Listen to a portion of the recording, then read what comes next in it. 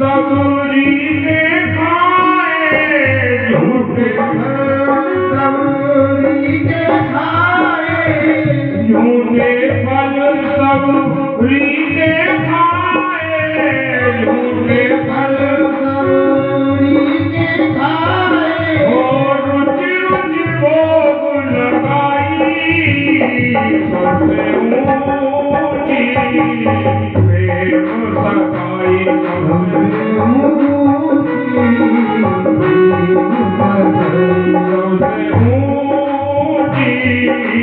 प्रेम सगाई प्रेम सगाई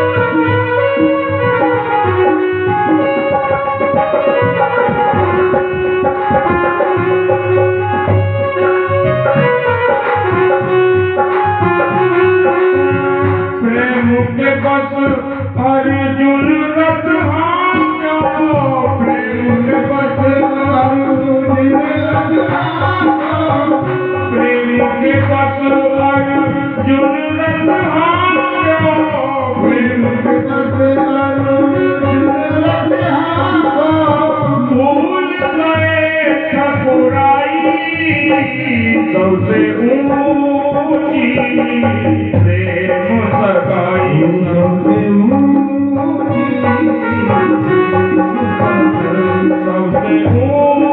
ऊंची प्रेम सगाई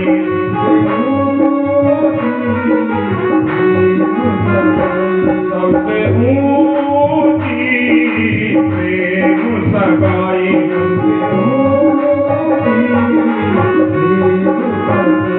सबसे ऊंची प्रेम सगाई। भगवान की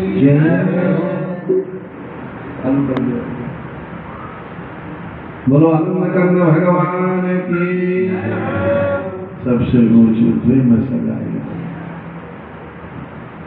प्रेम प्रेम के कारण अर्जुन रथ हांक्यो प्रेम के कारण सारथी बनते आए थे भगवान सारथी बनते हुए महाभारत तो प्रेम ही एक सार है। आज वही प्रेम देखा कर्दम जी ने तो माला जपते जपते जो भाव था उसमें भाव में जो है वो माला के साथ में संकल्प क्या हो गया बोले जीवन हो जाती तो मैं भी कितना आनंद होता साहेब पिता से तो कहा था कितना प्रेम है ये वो मन में विचार ही आ गया तो उस विचार को पूर्ण करने के लिए परम पिता परमात्मा आ गए और कहने लगे क्या इच्छा है तो कर्दम ऋषि ने कहा बोले नहीं नहीं प्रभु ऐसी कोई इच्छा नहीं पक्का पक्की करके आ गया। अब इच्छा तो नहीं थी लेकिन भगवान ने कहा पक्का करके आ गया मैं तो बात छड़ के आ गया हूँ सगाई की बात कन्या देख पर जो है देख के भी आ गया हूँ। जब कहने लगे तब प्रभु मन तो नहीं था इच्छा तो नहीं थी जब आप किसी को वचन देकर मेरे लिए आ ही गए हैं तो आपका आशीर्वाद आपकी कृपा आप जैसे आदेश दें बोले आदेश नहीं है आप बताओ बोले जब आप देख के ही आए हैं वार्तालाप भी करके आ गए तो आपके वचन को जाने नहीं दूंगा कहकर के उनके भाव को देखा उधर जाकर किया नहीं था देवभूति माता के यहाँ पहुंचे मनु सपुष्पा के पास जाकर उनको दर्शन देकर के आनंदित किया भगवान ने स्वागत किया अर्चन किया वंदन किया प्रभु कैसे आना हुआ बोले एक वर वधू की जो युगल जोड़ी है उसको मिलाने की इच्छा थी। एक संत है तपस्वी है साथ ज्ञानी है ध्यानी है वो जो है उनकी शादी जो है तुम्हारी कन्या से करना चाहता हूँ, उसके लिए आया हूँ। बोले प्रभु हमसे क्या क्या, हमके क्या मानना है, हमसे क्या कहना है? बोले उसी से कहो। देवभूति से पूछने लगे पूछाया। जैसे ही देवभूति ने सुना कि तपस्वी है, ज्ञानी है, ध्यानी है, कर्दम ऋषि है, जब उनके बारे में चरित्र सुना, चित्र सुना न चरित्र सुना, वह सुंदर श्याम को जाने ही क्या, और मन में बसा न मनमोहन तो वह ठान किसी पर ठाने ही क्या। जिस बंदर ने इमली ही चखी वह स्वाद सुधा को पहचाने ही क्या। जिसने कभी प्रेम किया ही नहीं वह प्रेम की राहों को जाने ही क्या। जिसने कभी प्रेम किया ही नहीं। तो चित्र देखा न चरित्र सुना। आजकल हम सब आप सब किससे प्रेम करते हैं तो चित्र देख करके, चित्र देखा हुआ धोखा हो सकता है, चित्र में खराबी आ सकती है, चित्र मुरझा सकता है, चित्र उसका खराब हो सकता है। युवा है, बचपन है, युवा होगा, बूढ़ा होगा, रूप भी बदल जाएगा, रंग भी बदल जाएगा, उसका जो है शरीर की काया भी कुरूप हो जाएगी। लेकिन संस्कार यदि आपने देख लिया, चरित्र आपने उसका देख लिया तो चरित्र नहीं बदलेगा, चरित्र हमेशा साथ जाएगा। यदि महान चरित्र होगा, चरित्रवान होगा। तो आज भगवान ने चरित्र सुना है कर्दम ऋषि का, सुनते ही गदगद हो गई देवभूति माता। बोले प्रभु इसमें तो मैं उनकी श्रीमती नहीं, उनके अर्धांगिनी नहीं, उनकी वाइफ नहीं। आजकल सबसे पहले होता है कि मेरे नाम क्या करोगे, मुझे घर से अलग कब रखोगे, तब आऊंगी। मेरे लिए अलग फ्लैट, अलग जो है गाड़ी, अलग बंगला, अलग घर। मैं ज्वाइंट फैमिली में रहना नहीं चाहती और ना मैं रह सकती। बोल के पहले से ही प्रस्ताव, पहले से ही बातें, पहले से ही लिखित में वचन, पहले से ही सब काम। और उनके recording, call recording, video recording पहले से ही। बोले तुमने ये कहा था ना पहले, दो वचन दो। उसके बाद जब तुम्हारे घर जाऊंगी, जब love marriage, court marriage, arrange marriage जब करेंगे, पहले वो पूछ लेते घर में कौन है, कितने हैं। ज्यादा 4-5 बेटा बेटी होंगे, 4-5 भाई बंधु होंगे, ज्वाइंट फैमिली होंगे, तो माता पिता भी अपनी कन्या को देने राजी नहीं होते। बोलते दुख पाएगी मेरी बेटी। ये नहीं सोचते कि ज्यादा संस्कार पाएगी, सबका लाड प्यार पाएगी, सबका स्नेह पाएगी, और हमारी बेटी संस्कारी है तो सबको संस्कार सिखाएगी, और वो भी कुछ सीखेंगे, उनसे भी सीखेगी। वो माता पिता कहेंगे तो धन्य हो जाएंगे। आज वही देवभूति माता ने किया। प्रभु बोले ऐसे महापुरुष की मैं श्रीमती नहीं, मैं उनकी बराबर नहीं, मैं तो उनके चरणों की धूली हूँ। मैं तो चरण की सेवा है उनका करने को मिल जाए, उनके चरणों में रहने को मिल जाए, उनकी सेवा में यदि मुझ जैसी दासी को यदि वो स्वीकार कर ले तो मेरा अहोभाग्य होगा, मेरा बड़भाग्य होंगी। मैं इन वाणी, इन वचनों को जब सुना गदगद हो गए। तो कन्या दान, वहां शादी नहीं हुई, बारात नहीं आई। देखिए पहले कन्या वाले वर खोजते थे, अब वर वाले कन्या खोजने लगे। पहले जमाने में शायद आप लोगों को पता होगा, आप लोगों के जमाने में कन्या वाले वर खोजते थे। हाँ लड़की के लिए कहीं लड़का देखा जाए बोलते। अब वर वाले लड़के ढूंढने जाते हैं, कहीं कोई मिली नहीं रही है, कहीं मिल जाए, मिली नहीं रही। क्यों? दृष्टि दोष, स्वभाव का दोष। मिली तो बहुत है लेकिन कहीं मन टिकता ही नहीं मिली। बोले कहीं हाइट छोटी है, दुल्हा और दुल्हन को पसंद है, लेकिन कभी कभी माँ को ही पसंद नहीं आती। बोले क्या करेगा, इसी बहू का हाइट छोटी है, ठीक नहीं है, हाइट छोटी है। अरे मेरे जैसी अच्छी खट्टी हो, दुनिया वाले क्या कहेंगे, उसकी पड़ोस की बहू कितनी अच्छी लंबी आई है, तो कहाँ मर रहा है कमरे में, कहाँ घूम रहा है, कहाँ जा रहा है, तो क्या देखा है तुमने? थोड़ा अपने से लेवल पे तो देख, अपने बराबर में देख, अपनी हाइट देख, और तो देख कितना सुंदर है और कैसे काली करोड़ी ला रहा है। बोले कोई रूप में चले जाते हैं, कोई रंग में चले जाते हैं, कोई हाइट में, कोई व्हाइट में। अब सोचो, संस्कार नहीं देखा उनका चरित्र नहीं देखा, उनका संस्कार नहीं देखा, परिवार का संस्कार नहीं देखा, हाइट और व्हाइट। उसमें चले जाए, तो उसमें जाएंगे तो धोखा तो मिलेगा ही।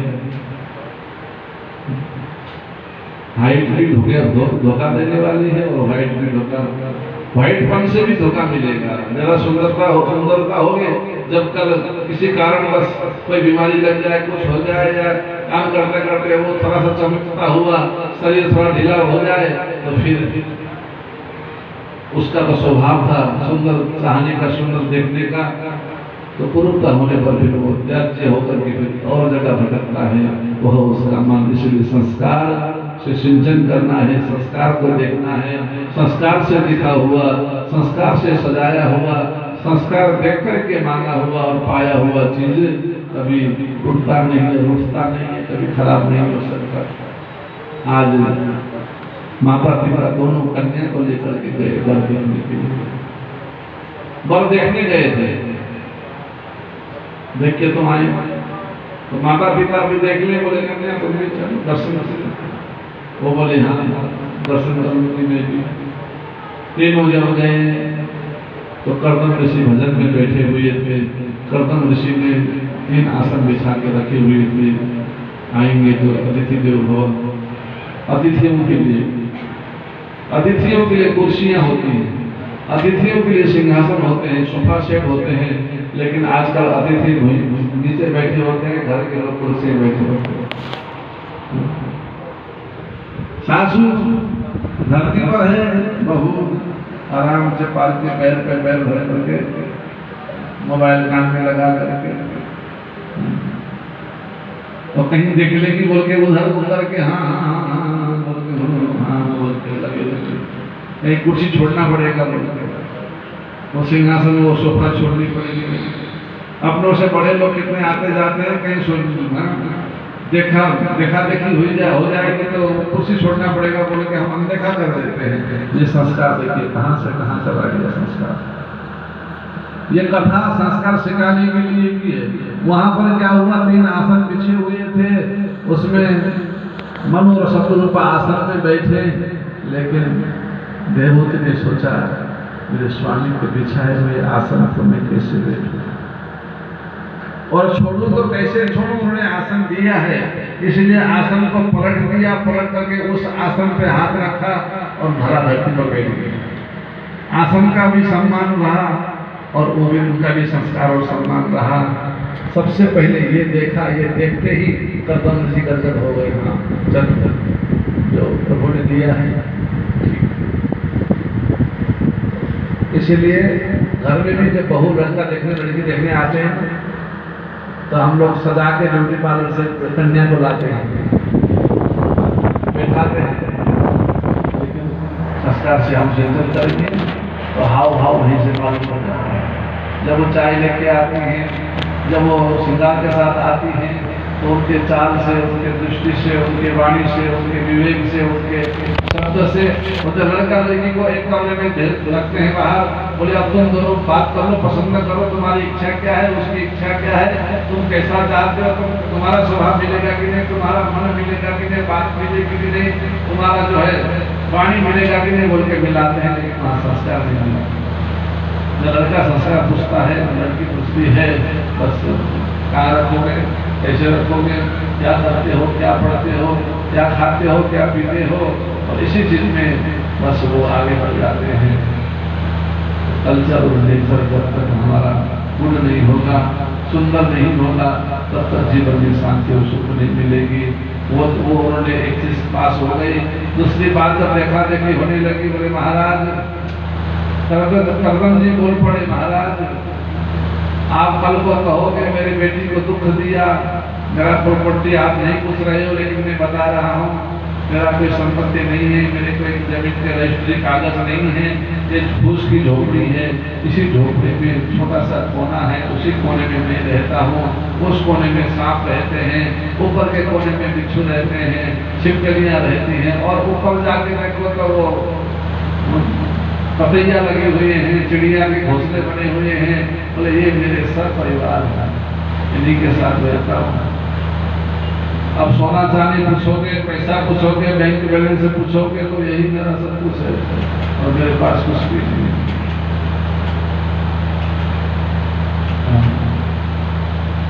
देवभूति माता के नेत्र सजल हो गए, चुपचाप बैठी हुई नेत्रों से अश्रुधारा बह रही है। उन पावन चरणों को देख करके, उन महापुरुषों के उस शरीर को देख करके, उस ध्यान को देख करके, उस ज्ञान को देख करके, उस तप को देख करके, उस तपस्या को देख करके गदगद हो रही है, सब कुछ भूल गई है अपने आप, अपने उस हृदय में। तो वही बात चला, वही झटमंडी पट ब्याह हो गया। तो न उनको बारात जाना, न उनको घराती बाराती बुलाना, न कुछ करना। तो दान प्रदान पहले के जमाने में होते थे। गंगा जी में गए तो कितने लोगों के वहीं गंगा जी में ही कन्यादान कर जाते थे माता पिता, वचन दे आते थे, वाणी दे आते थे। तुम्हारी बेटी और हमारा बेटा बोले यहीं से सगा, यहीं से हमने वचन दे दिया, मैं अपनी बेटी दूंगा, बेटा दूंगा। और घर में बुला करके गंगा जल दे करके, कन्यादान दे करके भी उस जमाने में वैसी भी विदाइयाँ हुई हैं। लेकिन अब तो दिखाने की प्रथा है। अब तो जब तक 1-2 करोड़ रुपए खर्चा नहीं कर लेंगे, नहीं करा लेंगे, तब तक वो शादी नहीं मानते हैं और देख भी नहीं सकते और कुछ हुआ कि नहीं हुआ। ऐसा चरण आ गया। तो वहां विवाह का कार्य, कन्यादान का कार्य संपन्न हुआ और माता पिता गए। और करते करते दोपहर का समय हो गया था, संध्या का समय हो गया था। त्रिकाल संध्यावादी थे, संध्या बंधन करते करते समाधि लगे। दिन में शादी हुई, शाम को समाधि में बैठ गए। अब उठेंगे 1 घंटे में, 2 घंटे में नहीं, वो तो लंबी दीर्घ समाधि हो गई। भजन में ऐसे लीन हो गए। और कन्या होती, आजकल की कन्या होती या मकान दुकान को जानने वाली कन्या होती तो नहीं दिखती। तो साक्षात भगवान ने ही स्वयं कराया, भगवान ने ही उनकी मिलन कराया था। भगवान ही कन्या देखने गए थे और वर देखने कौन गया था? पहले परमात्मा, भगवान ने मिलाई जोड़ी। कैसी होगी सोचिए ना। वो भगवान ने ये लीला की है, आप हमको दिखाने के लिए, जनाने के लिए कितना दहेज लेना चाहिए। कर्दम जी ने कितना दहेज लिया, या देवभूति माता ने कितना मायके से लेके गई, या क्या किया, ससुराली में कैसा हुआ, सम्मान क्या है, प्रतिष्ठा क्या है, सेवा क्या है, वो दर्शाने के लिए, जनाने के लिए लीला है। आज विवाह हुआ और कन्या होती तो सब कुछ छोड़ करके घर चली जाती। मखमल के सही गद्दे पर सोने वाली, स्वर्ण शादी के सैया पर सोने वाली वह देवभूति माता करते करते थक गई, निद्रा लग गया। तो वहीं पर एक शिला पे सिर रख करके सो गई। थोड़ी देर बाद फिर जगी, देखती है अभी भी समाधि नहीं टूटा, फिर सो गई, फिर जगती है। फिर उसके बाद में सोचा, संध्या हो गया, संध्या में आरती करने लगी, स्वामी की आरती किया, फल का कुछ भोग लगाया, वो फल पाली। रात भर देखा नहीं लगे, सुबह फिर समाधि में ही देखा।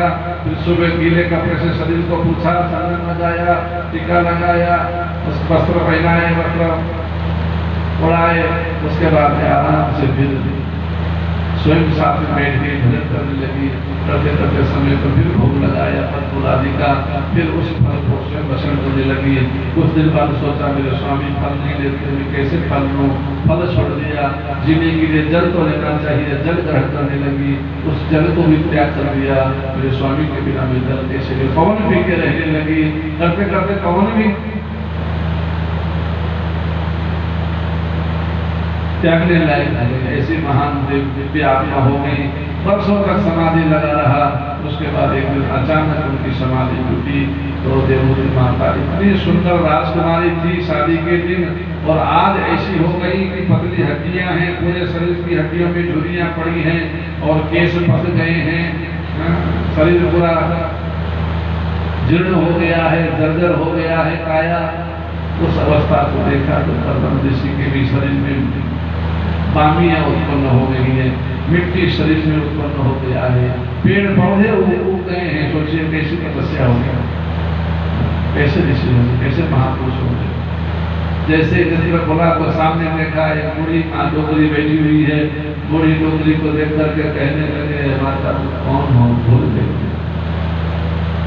देवभूति माता ने कहा, स्वामी आप भूल गए, याद करो वर्षों पहले हमारे पिताजी आपको दान कर गए थे कन्यादान में, तो आपकी सेवी का दासी। देवभूति तुम बोले हम, तुम अभी तक यही हो? बोले घर नहीं गई। बोले कहाँ है? मेरा घर, यही तो मेरा घर है, यही तो मेरा वर है, यही तो मेरा सब कुछ है। प्रभु आप ही तो सब कुछ है। अरे तूने बहुत कष्ट पाया होगा, धरती में चली गई, हाँ लेकर के पूछा, उसका वैसा ही आंसर दिया, उत्तर दिया। उत्तर पश्चात वहाँ से उनका हाथ पकड़ कर प्रेम सरोवर में जाकर के डुबकी लगाई, फिर में डुबकी लगाई। ऐसा दिव्य, ऐसा सौंदर्यता, ऐसा लावण्यता, ऐसा दिव्य 16 वर्षीय माता देवभूति हो गई और 16 वर्षीय परम ऋषि हो गए। उसके बाद में रमणीक विमान में रमण करने लगे। रमण करते करते एक बेटी हुई। कुछ दिन बाद, कुछ महीने बाद, कुछ वर्ष बाद दूसरी बेटी हुई, फिर तीसरी बेटी हो गई। और आजकल बेटी को देख करके सोचो, आजकल गर्भ में पहले से परीक्षण करा लेते हैं कि बेटा है कि बेटी है।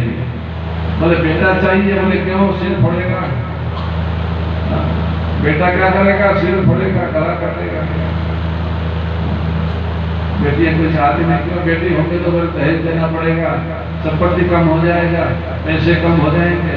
सभी के भावना नहीं है, लेकिन अधिक के भावना आजकल बेटी देख करके एनर्जी होता है, एनर्जी बेटा देखकर होता है। और कल को वो शरीर का एनर्जी, जीवन का एनर्जी बेटी ही देती है। बेटा तो एनर्जी को कम करता है, टेंशन दे दे करके एनर्जी समाप्त करने वाला बेटा होता है, पुत्र होता है। आज 1 नहीं, 2 नहीं, 3 नहीं, 4 नहीं, 5 नहीं, 6 नहीं, 7 नहीं, 8 नहीं, 9 बेटियों के जन्म लिया। सोचिए, 9 कन्या उत्पन्न, फिर भी कभी किसी का मौका नहीं हुआ। आजकल घर में बड़ी सास बैठी होती है और वहाँ हॉस्पिटल में क्या हुआ, सुबह से शाम तक, सुबह से इंतजार कर रही है, उनको दुख हो रहा है, क्या होगा क्या होगा क्या होगा भगवान। बेटा सुना तो उछलने लगी थी, हाँ बेटा सुना तो ढिढोरा पीटने लगी, अरे नाती हुआ है, नाती गदगद हो गई। जहाँ बेटी सुना, जो हलवा बनाने की जैसी घी रखा था वो घी छिपा करके अपनी बेटी का मायका दे दिया। बहू को नहीं दिया, बेटी को वहाँ पहुँचा दिया। जो चूरमे के लड्डू और गोंद के लड्डू बनाने थे वो चूरमा भी पड़ोसी को दे दिया गुस्से के बाद। 2 बेटी थी, तीसरी और बेटी आ गई। कितने ताने सुनने पड़ते हैं नारी को। सुनो, आज नारी का अर्थ क्या है, ना माने नहीं, अरे माने शत्रु। संसार में जिसका शत्रु नहीं है वही नारी है। यदि संसार में किसी का शत्रु नहीं है, वो कौन है, वो नारी है। लेकिन आज नारी ही ऐसी है, वो नारी ही नारी की शत्रु है। गर्भ में बच्चा को मारने वाली मां, यदि मानी जाने तो कौन मार सकता है उसके गर्भ को, सोचिए। उत्तरा के गर्भ में बच्चा अपरिचित थे। उस समय में जब सुदर्शन चक्र वहां पर वो ब्रह्मास्त्र छोड़ दिया अश्वत्थामा ने, लेकिन उस समय वो दौड़ी भगवान के पास गई गर्भ की रक्षा के लिए। लेकिन आजकल गर्भ की रक्षा में, गर्भ नष्ट करने के लिए कहाँ जाते हैं, डॉक्टर के पास जाते हैं। सोचिए, वो भी माँ की अभी माँ है। आज आपको भी आपकी माता ने यदि मार दिया होता गर्भ में, तो कैसे वृंदावन देखते, कैसे आज संसार हम देखते, कैसे धाम देखते, कैसे दुनिया देखते। ऐसे अपना अपना भाग लेकर सब आए हैं। जीव हत्या करना पाप है, भ्रूण हत्या करना, गर्भ में ही बच्चा को नष्ट करना पाप है, और उस जीव को हत्या करना और महापाप है। इसीलिए ऐसा कार्य नहीं करना चाहिए। और कन्या घर में पैदा हुई बोल के जो दुख मांगते हैं, गाली देते हैं, जो रोते हैं, वो तो फिर नरकगामी होते हैं, नरक में जाते हैं। क्योंकि लक्ष्मी पहले आई है, बाद में नारायण आते हैं। राधा जी पहले आई हैं, कृष्ण जी बाद में आए हैं। लक्ष्मी जी का प्रादुर्भाव है, इसलिए पहले लक्ष्मी नारायण भगवान की, लक्ष्मी नारायण। तो महाराज शादी हुई थी शर्त में, शर्त होती है हर चीज की। शादी शर्त में हुई थी। देवहूति से शादी इसलिए हुई थी, कर्दम ऋषि ने कहा था, देखो मेरे शर्त है, जब बेटा हो जाएगा तो मंदिर चला जाएगा, बेटा हो जाएगा तो फिर तुम कहोगे घर में करो, नाती को संभालो या वो करो, बस भगवान की इच्छा, प्रभु की इच्छा हो गई तो हो गया, लेकिन पुत्र होते ही, क्योंकि तुम पुत्र के उसमें हो जाओगे और मुझे भगवान को उसमें लगा देना बोलते पहले से शर्त था। आज भगवान की लीला थी, एक ही बेटा नहीं हुआ, 9 कन्या हो गई, 10वां अवतार भगवान कपिल स्वयं लेकर आ रहे हैं। बोलो कपिल भगवान की। गदगद है मैया माता देवहूति भी कोई छोटी छोटी थोड़ी ज्ञानी है।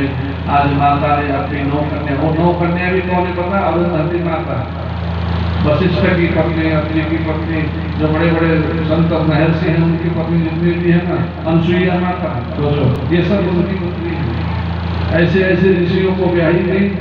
सोचिए जिनने संसार के सब कर्म से दूर किए, उन महापुरुषों के चरणों की दासी देविका अर्धांगिनी बनी सब।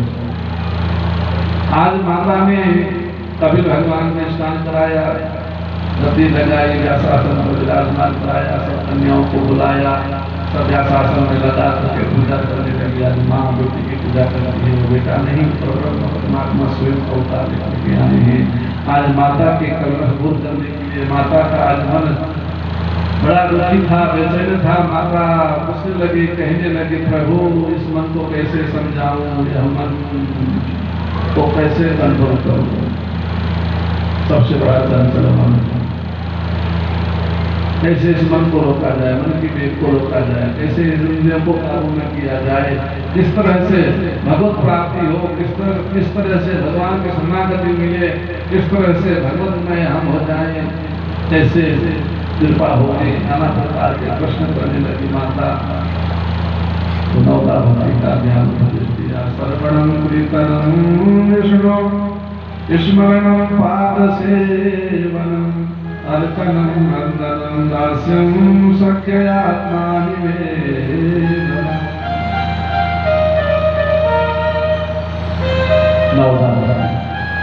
कैसे भी हो भगवान से मन प्रेम हो जाए, स्नेह हो जाए, कैसे भी हो भगवान से रिश्ता बन जाए, भगवान के भक्तों से कोई रिश्ता बन जाए, भगवान तक पहुंचने का एक जरिया बन जाए।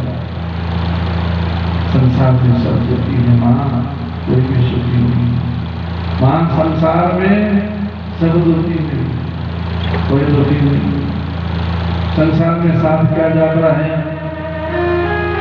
क्या ये दुनिया संसार में साथ जो देख रहे हैं नेत्रों से वो जाएगी? बोले कुछ भी नहीं जाएगा। जाएगा जब यहाँ से कुछ भी न साथ होगा।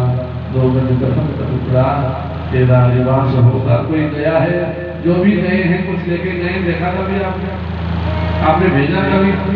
आप लोग कटरी बांध के देते हो ना, वो भी शमशान घाट पर जाता है। मां संसार में कुछ साथ कभी गया नहीं, जाएगा भी नहीं। कहकर के मनुष्य जन्म अनमोल है, ये मनुष्य जन्म अनमोल जन्म है, अनमोल हीरा डायमंड वाला हमने जीवन पाया है, लेकिन हम इसका कीमत नहीं समझ पा रहे हैं। व्यर्थ में हम इसको छोड़ रहे हैं। कभी भगवान माता को उपदेश दे रहे हैं। मानुष जन्म अनमोल रे, इसे माटी में ना रोल रे। अब तो मिला है फिर न मिलेगा, कभी नहीं कभी नहीं कभी नहीं। अब तो मिला है फिर न मिलेगा, कभी नहीं कभी नहीं कभी नहीं। मानुष जन्म अनमोल रे, माटी में ना रोल रे। अब तो मिला है फिर न मिलेगा, कभी नहीं कभी नहीं कभी नहीं। अब तो मिला है फिर न मिलेगा, कभी नहीं कभी नहीं कभी नहीं।